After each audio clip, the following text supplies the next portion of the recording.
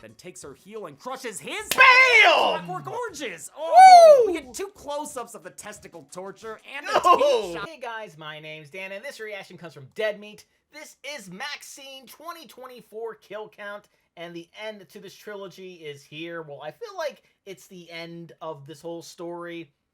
We'll get more into why at the very end. I am very excited to talk about this one because a whole hell of a lot of stuff happened, and I hate to give it away, but I did really enjoy this, and I will go over why. But before we do, though, please check all those links I have for you down in the description below. More specifically, the Dead Meat link if you haven't already. It's a great way to support everybody at Dead Meat, and a great and easy way to support me is to go right below this video and click all those buttons down there, because I'll let you see future reactions that I do, but also helps my channel to grow. And without any further ado, let's go. Welcome to the Kill Count, where we tally up the victims of all our favorite horror movies and show you how they were made. I'm James A. Janice, and today we're looking at MaXXXine, released in 2024. MaXXXine is the third and final installment in the X trilogy from writer-director Ty West. Okay. The middle movie was a prequel that gave us the backstory for X's villain, Pearl. MaXXXine takes us forward again to continue the story of X's final girl, Maxine Minx. After making a name for herself in adult entertainment, she's looking for her big break in 1985 Los Angeles. Much like The City, the film's tone is seedy and dark, with a cultural backdrop of satanic panic, Reagan-era unrest, and the Night Stalker's reign of terror. Ty West was already thinking about MaXXXine when he pitched Pearl, and knew from the start that he wanted to make a trilogy, A24's first. He wrote the script over the summer between X and Pearl's releases. He lived in this trilogy's world non-stop until MaXXXine came out. I've been working 7 days a week, 12 hours a day since X Oh. on these movies, so I think it has been about 4.5 years. While the first 2 films were shot back-to-back in New Zealand, MaXXXine was filmed much later on location in Los Angeles. Mia Goth reprised the role of MaXXXine and served as an executive producer. MaXXXine is another stylistic change from the films that came before it. X took inspiration from 70s exploitation films like Texas Chainsaw Massacre. Pearl was a warped nightmare version of Golden Age Technicolor films. MaXXXine, meanwhile, is built on a foundation of 80s films about Los Angeles, like Brian De Palma's Body Double, Angel, and St. Elmo's Fire, which gets referenced a few times. There's also a heavy dose of Italian giallo here, specifically the trope of a mysterious black-gloved knife-wielding killer. I absolutely loved X and Pearl. They were 2 of my favorite horror movies of 2022.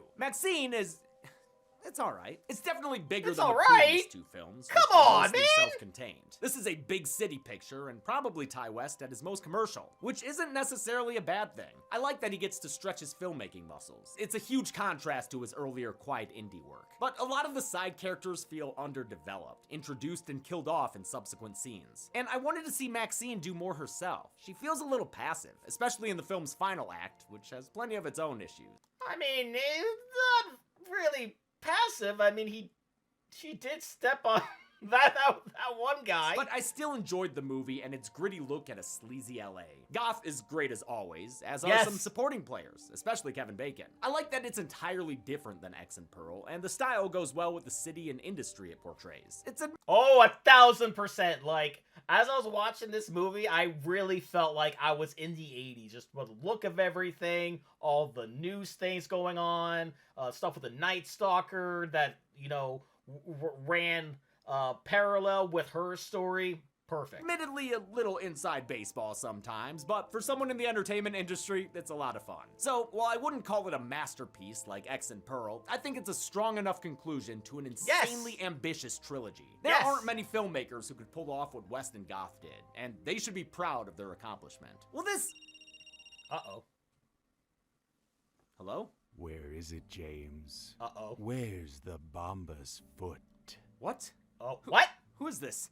Are you talking about today's sponsor, Is that Bombas, Soren? the makers of socks, underwear, and t-shirts that are comfortable and durable thanks to premium materials like merino wool and extra-long staple cotton? You know, the company that's devoted years of research and development to crafting their socks with built-in arch supports and none of those annoying toe seams? The company that makes the most comfortable socks I've ever owned? Exactly. Now give me what I want, James, or I swear I'll hurt her. I'll Soren, hurt no! her real bad. Soren, no! But you don't need me for them. You can just go to their website. And right now, they're even offering their holiday drop with all new fuzzy socks, cozy slippers, and cashmere merino wool blend socks. So they're stocked with everything to treat yourself or your loved ones to a great gift this holiday season. Oh, I know, James. I know everything about Bombas, about their commitment to giving back by donating over 150 million essential clothing items to those in need. read about one purchase equaling one item donated. But what I don't know about the Bombas Foot is that precious code that gets new customers what is it? 20% off their purchase. Wait, our discount code? Is that what this is all about? Well, that's easy. Oh. You and any new customers can get 20% off their first purchase by going to bombas.com/killcount and using code DEADMEAT20 at checkout. That better be true, James. For her sake. Oh dear. Okay. Does this XXX trilogy's final chapter have 3 times the kills as its predecessors? Let's find out and get to them. We'll get into that. The movie begins with a grainy home video from 1959, where Mini MaXXXine performs a very Pearl-like routine. Behind the camera, her doting dad tells her she'll be a star of the church one day, as long as she lives by their shared motto. I will not accept a life I do not deserve. So he's who we have to thank for the line we've been seeing and hearing this whole trilogy. I will not accept a life I do not deserve. Giant Hollywood soundstage doors open into a referential aspect ratio, visually tying this threequel to its predecessors and their opening shots. In struts MaXXXine, a whole lot blonder and ready to move on from the porn industry. Did you always want to be in that line of work? I always wanted to be famous. She's here to audition for a horror movie, a sequel called The Puritan 2. It's directed by an English filmmaker named Elizabeth Bender. Is that your real accent? Yes, ma'am. Oh, we're having an accent off, eh? MaXXXine's acting chops impress the director as she delivers a powerful off-book monologue. It's hilarious that a lengthy Mia Goth monologue, which was the climax of Pearl, is done within the first 5 minutes of MaXXXine. Even more of a flex is when they show how quickly Goth can turn it on and off. Nicely done. Thank you. She's bared her soul, but still has to bear more, so she pays the titty tax and leaves feeling confident. Y'all might as well go home, because I just fucking nailed that. Goth was inspired by Debbie Harry's I don't give a fuck attitude in interviews, and brought that casual confidence to her performance. She hops into her convertible and drives off, telling the other girls to eat title card. It's 1985, and to make sure you know it, here's the most 1985 montage you can imagine. Ronald Reagan, Oh, so good. Satanic Panic, and last but not least, The Night Stalker. The Night Stalker. Night Stalker. Night Stalker. MaXXXine is set in 1985 because it was the peak of moral panic surrounding metal music and horror movies. Add in the Night Stalker's presence. Yeah, the metal music thing was fun because you got to see a clip from when D. Snyder was speaking about it, and I absolutely love that scene. Well, that's not a scene, but it actually happened, but like every time I watch it, I always stop what I'm doing and just focus on everything he says because he absolutely owned everybody in there. And Ty West thought it made the ideal year for his LA set horror film. If I had made it the year before, the backdrop would have been the Olympics, and that's less appropriate. MaXXXine gets to work at the Landing Strip, a multi-pronged business that offers Sunday brunch, airline pilot strippers, and a backroom porn production. I'm sure one of their endeavors will eventually take off. She gets changed for work as her coworker Amber complains about her scene partner's stamina. Jesus, Mary and Joseph, it should not be that hard to fuck me. I was supposed to be in Toluca Lake an hour ago. Amber's played by Chloe Farnworth, who gave one of my favorite performances in recent years in 12 Hour Shift. She invites MaXXXine to a party in the hills, but Maxie's working her other job tonight. She will not rest until she's famous, thanks to her can-do attitude and, ceramic goose load of cocaine. Yes, lots of it. She rushes home between gigs to pack an outfit and a gun, where she gets a call from her agent, Teddy Knight Esquire. He's the best agent in the world, with the worst wig in the world, and he gives her great news. She got the part in Puritan 2. Teddy's played by Giancarlo Esposito, a very non-Giancarlo Esposito role. It's so nice to see him in a fun hammy role, as opposed to the stoic Gus Fring light characters we usually see him play. MaXXXine takes off for her second job, treating us to another montage that shows off the devilish side of the City of Angels. The peep shows, the drug deals, the unauthorized characters on Hollywood Boulevard. The montage also includes a cameo from West's dog, who's part Shih Tzu and named Molly. Just like me, for real. Yep.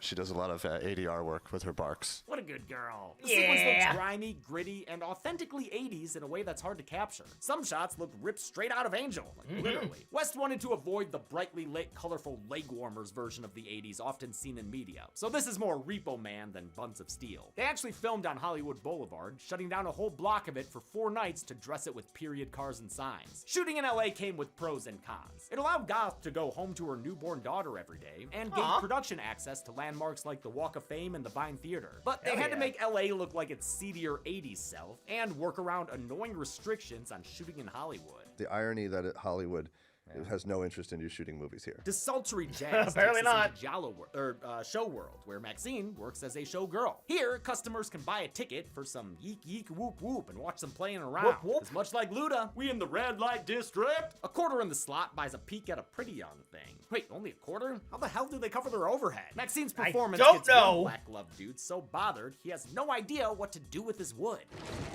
Come on, mystery Just man. rips it Do you off. have any idea how many quarters that's gonna cost to replace? Yeah, Afterward, seriously. Maxine talks to her coworker Tabby, played by musician Halsey, doing a New York accent. I know a killer after hour spot in the hills if you're interested. But once again, Maxine eschews the party life for work, since she has a fitting for Puritan 2 in the morning. Halsey heads off to that killer party in the hills, as Maxine puts a cigarette out on the Walk of Fame. Specifically, the star belonging to Theda Bara, the silent film star who Pearl named her alligator after. On the walk home, Maxine hits a dead end in an alleyway, and doesn't notice the dreadful Droog behind her. It's a Buster Keaton cosplayer who is shown looking shady Here in it that 80s is. montage. He threatens Maxine and Ooh, pulls this a is knife so on her, good. but turns out he brought a knife to a gunfight. Strip. What? A what? She forces him to deep throat her gun and get on the ground. Face down, ass up. That's the way she likes to get rough. She Ah, recaps the end of X for him. Do you know what happened? Wait for it, wait for it. The person who tried to kill me Here it comes. crushed her fucking head. Then takes her heel and crushes his Bam! Clockwork Oranges. Oh, Woo! we get 2 close-ups of the testicle torture and a No!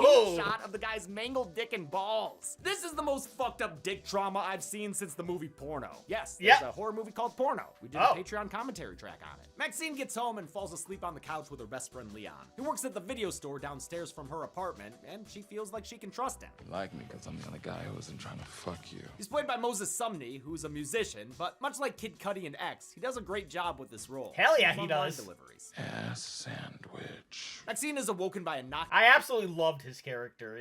I was so sad when... Well, we'll get to At her that. door, where a mysterious package is waiting for her. She opens it to find a VHS tape. Oh, come on! I thought we were done with that franchise! The tape is evidence she probably hoped was long gone by now. A copy of her sex scene in The Farmer's Daughter, that porn that never quite wrapped production in X. The tape was dropped off by John Labatt, a skeezy private dick played by Kevin Bacon with a crazy accent. Now you asked me to find that girl, which I did.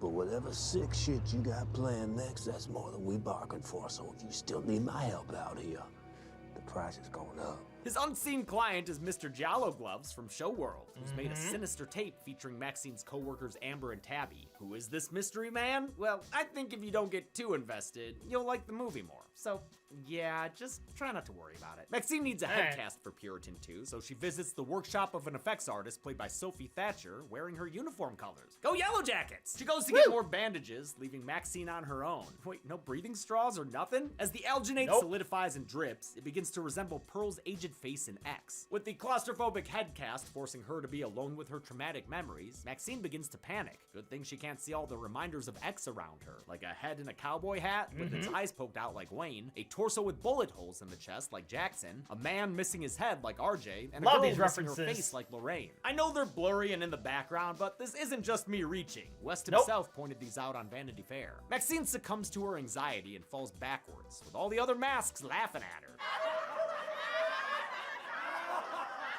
Unlike her character, Goth didn't mind sitting for the head cast. I quite liked being in there that day. Sometimes it feels like a little hug. She had already done it for X and Pearl with Weta Workshop, which came in handy for Maxine's signature face freckles. Makeup designer Sarah Rubano used the Weta head mold to make a clear vac form mask as a freckle stencil. It made things much faster and more consistent than having to apply them by hand. Two detectives arrive at the Hollywood Forever Cemetery, where Tabby and Amber's bodies have been dumped and branded with pentagrams. Williams, played by Michelle Monaghan, is a true detective who's serious about her job. Her partner Torres, played by Bobby Cannavale, is a bit more dramatic. It's like they did that with a fucking cattle prod. And the coroner here is played by Toby Huss, old stick-a dick himself. Hell yeah! Peanut butter on my penis. Maxine finds a note on her car with a phone number and a picture from when she was a kid.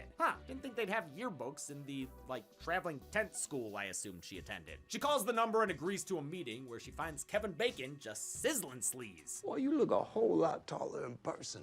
I guess I only ever seen you lying on your back. John Labatt introduces himself as a private investigator from New Orleans. To play this big sleazy from the Big Easy, Bacon watched YouTube videos of New Orleans police officers, politicians, and private eyes. He even took a solo road trip to Louisiana to work out his character's backstory. Labatt tells MaXXXine he knows about the Texas porn star massacre and its victims. Texas porn star massacre. Howard and Pearl Douglas. Huh. It feels wrong for Pearl to have a last name. It should be a mononym, like Madonna. MaXXXine tries to pay him off, but Labatt's client ain't after money. He just wants her to come to a party in the hills. And if she doesn't, he'll expose her past. How's that old saying go? You never work in this town again. MaXXXine gets home where her bad luck continues, since detectives Williams and Torres are waiting for her. They play good cop, douche cop as they ask about Amber and Cabby, but Torres goes a little too hard. Oh, that bullshit bravado. No wonder you never made it as an actor. Unlike MaXXXine, who's got a meeting on a studio backlot. I'm MaXXXine Minx. Yes, you are.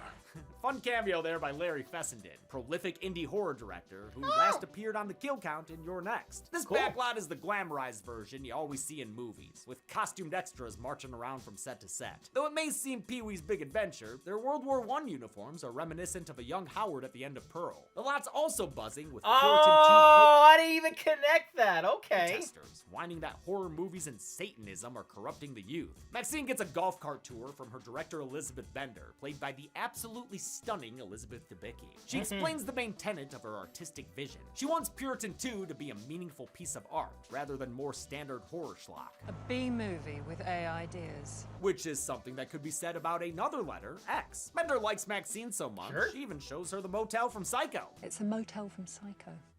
Yeah, we know. Everyone knows. As MaXXXine looks at the house, she sees a vision of Pearl in the window, looking just like she did when she first saw her in X. Psycho was referenced in X during an argument between Lorraine and RJ, so West wrote this scene before getting permission to film at the location. He thought it was important that MaXXXine visit a horror movie landmark on her journey to becoming a Scream Queen. They got approval from Universal and the Hitchcock estate, though they did have to reroute the tram tour during filming. There is kind of a tourist tour that goes through there, and so we did have to reroute that a little bit. So, apologies to anyone who came on vacation and didn't get to see that. No! It's a good thing they got approved, because West didn't have a backup if they said no. Bender tells MaXXXine to get rid of distractions, like, private dicks trailing and taping her. She puts her keys between her fingers. Oh, this is so good. Asks Labatt to please leave her alone. Pretty please? Pretty please, She goes pretty to see her please. Nikon shining exercise bike, who's decked out in a sweatsuit. Finally, a movie that remembers Giancarlo Esposito as Italian. She tells Teddy everything, and he promises to handle it. He just wants her to be the amazing actress he knows she is. It's an unexpectedly sweet relationship between agent and client. MaXXXine Minx. With his encouragement, she heads home to learn her lines and do some lines. Maybe the coke is why she's highlighting so aggressively. All right, lady, it's yellow! Downstairs at the video store, Leon finishes his Fangoria and goes to close up for the night. Too bad Mr. Giallo's already inside. He slices the back of Leon's neck and stabs him in the back with his knife, spraying all those precious videotapes with blood. He finishes by ripping out his upside-down cross earring. Yeah, so that was what I was talking about. I was a really big fan of his character. Really sad to see him go, but that death, whew, really good. This morning, MaXXXine comes downstairs to find the cops wheeling out Leon's bloody body. Wait, what the fuck, Williams? You can't just show a dead body like that. What the hell? Daniel isn't real, the whole crowd of people. A distraught Max. Isn't that like against some sort of protocol or something? Like what? MaXXXine joins them at the police station, where Williams tells her to have some coke and smile. Just not her usual kind of coke. No. Ow. The detectives ask her why she's a commonality between these three Night Stalkery murders. Williams tries to get MaXXXine to help save the next girl's life, but this final girl doesn't want to play the hero. Maybe she should save herself.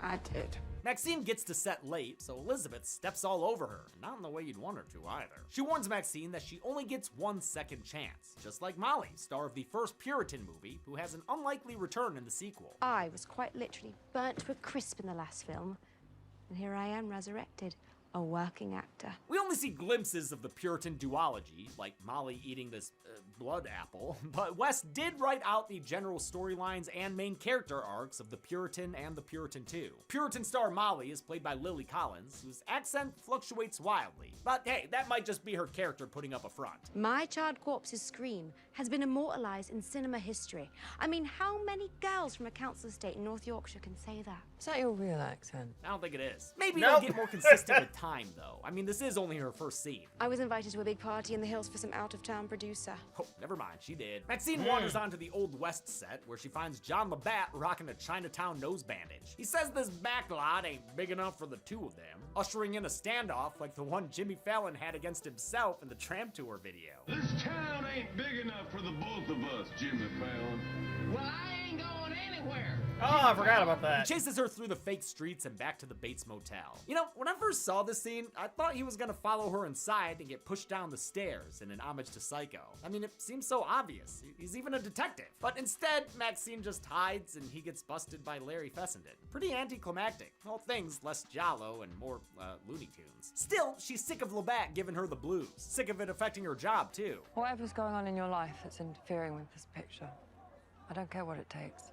Squash it. She decides to take care of it once and for all. Yeah, and once she said she was gonna squash it, you knew what was going to come next. Getting dressed to kill and hitting the club for a honeypot. Absolutely kick-ass use of Frankie Goes to Hollywood's Welcome to the Pleasure Dome here. This is like a Manhunter needle drop in how much it rules. The nightclub scene also features a quick cameo, since the DJ is played by West's wife and real-life DJ, Alice in Wonderland. The man follows MaXXXine into the chicks' room and kicks in the stall doors to reveal increasingly gross toilets. When he hits the last stall, he finds the window open and MaXXXine gone. He chases after her onto a loading dock where porn cameraman Shepard puts his lights out with a Louisville Slugger. He just young rocked his world. By the way, apparently Bacon didn't use a stunt double for this movie. So what? He took that fall with his 65-year-old knees? I guess. Too, with his hands cuffed to the steering. I mean, I'm assuming that was like a mannequin or a dummy or something. Wheel of his car positioned underneath a junkyard press. He tries to bargain for his life, but MaXXXine presses the button so she can finally squash this problem once and for all. He gets crushed as his scream rises to a feat. I also love the fact, because he says earlier that he's an atheist,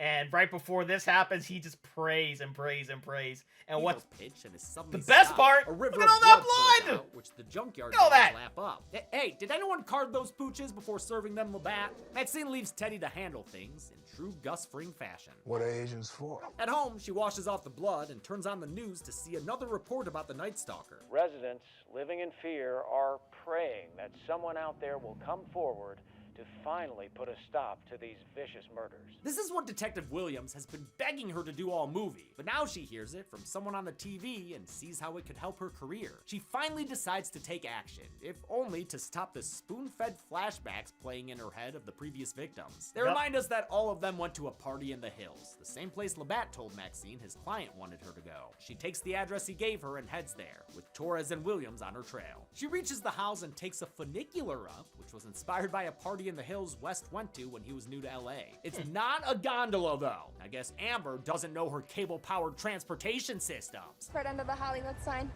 Oh, you gotta take a gondola to get there.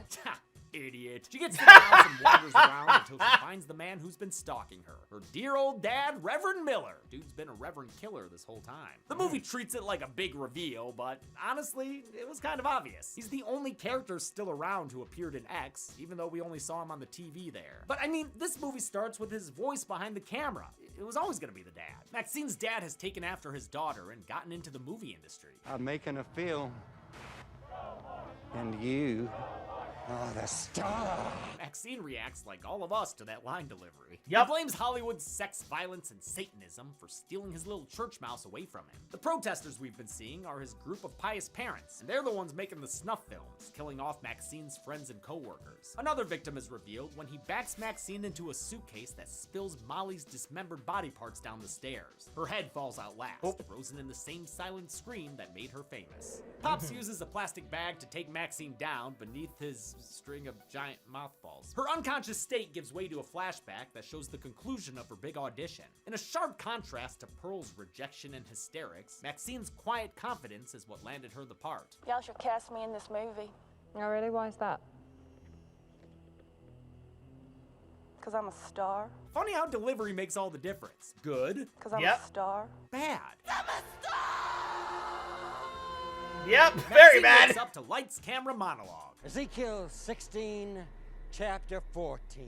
Ugh, Papa, don't preach. But she is in trouble deep. Trouble as he deep, plans yep. to use her to expose Hollywood as the cult it is. He's got a culty camera crew and everything. Too bad that one guy doesn't even know how to hold a boom. MaXXXine's dad is played by New Zealand actor Simon Prast, reprising the role from X. Here, he hams it up quite a bit. He's definitely going for it. It does fit his character, an evangelical fire and brimstone preacher. It just feels like a huge burst of very different energy, kind of coming out of nowhere. He gives MaXXXine a choice to renounce her life of sin or forfeit her right to life. But before MaXXXine takes a serious hit to her personal brand, Torres shows up finally ready to play the leading man. A cultist pulls a gun, but Williams says bang bang, kiss kiss that gun goodbye, and sends him for a swim. Then all hell breaks loose, and there was a firefight! Dad drops the red hot bread and goes up in flames, just like Pearl's mom did in the probably a different reference. I don't know. Last movie. Man, where's boiling corn water when you need it? I'll always go metal to cool off in the pool in a shot where we see 2 dead bodies in the background. Damn, those detectives work fast. They take cover and keep the count going as Torres shoots a cultist in the head and Williams gets another in the chest. One of the dead churchgoers in this scene was played by an extra named James Hunter, who filed a $500,000 lawsuit against Goth and A24 in January. He claims that Goth kicked him in the head during filming and then taunted him about it. I felt the need to mention this, even though we don't really know what the truth is here. Hunter's involvement in other lawsuits has called this one into question, and there's been no corroboration and so far no resolution to the whole thing. I'll just state my agnosticism and wait for the courts to figure this one out. The Reverend cuts his pool time short and runs away from the scene as the cops shoot down 2 cultists near the video camera. Did you get that on film? Then the movie remembers its titular character hasn't done anything in a while, so MaXXXine cuts herself free. That first cultist who was shot pulls her into the pool with him, but she finishes what Detective Williams began and kills him with a stab to the schnoz. She gets out of the pool as the cops take out 2 final cult members with a bunch of back and forth gunfire. They tell MaXXXine to stay behind while they go after the Reverend, but she ain't into playing a supporting role. She grabs a rifle and follows them up towards the Hollywood sign. The detectives and her dad have a showdown that might be cool, but we'll never know since it happens off screen. But here, they have an extra kill to make up for it. A cultist whose body she comes across. By the time she gets up there, Torres has already been shot. Would have liked to see it, but hey. MaXXXine puts pressure on his wound, but it's too late. He dies bleeding out in MaXXXine's arms, which sucks for him. She didn't even really like the guy. She ditches his body and then finds Detective Williams with a crucifix in her eye? Come on, we missed the cool part again? She tells MaXXXine that she shot her dad, then takes an absolutely comical tumble down the hill until she's gone baby gone. MaXXXine continues until, for the 3rd fucking time, she finds a dying person in the hills. This time it's her dad, who's still got enough breath left for one more monologue. He tells her he created a monster while trying to shape her into a success, and begs her forgiveness for failing her. A police helicopter arrives overhead, and in the spotlight she always wanted, MaXXXine has a fantasy. A dream sequence shows how this whole incident could make her an overnight success. She could have talk show appearances and a Puritan 2 premiere at Mann's Chinese Theater, the actual theater on Hollywood Boulevard where MaXXXine had its premiere in real life, complete with protesters.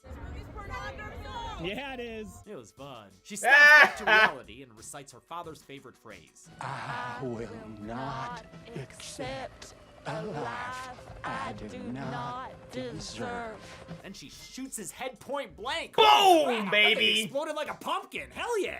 Love Justin that. Raleigh and his team at Fractured Effects provided a lot of the prosthetics, like Papa Miller's head, which looks so damn cool when it explodes. I love all these angles of it. They also made the crucifix gag. Michelle Monaghan wore a plate over her eye with a silicone face piece that went over it. A prop crucifix was then fastened to the plate, and the whole thing was applied by makeup artist Kevin Wasson. Well done. So creepy and good. I love it. Yeah, To finish same. the effect, they included an eyeball that was shoved to the side. Gross. That's so fucked up. In a bit of a confusing ending, since we already had a fake fantasy flash forward, we now have a real flash forward to 1 month later, when MaXXXine's cutting a line of coke with her SAG card. Hope she saved enough drug money to pay her dues. She's finally achieved her dream. You're a fucking movie star.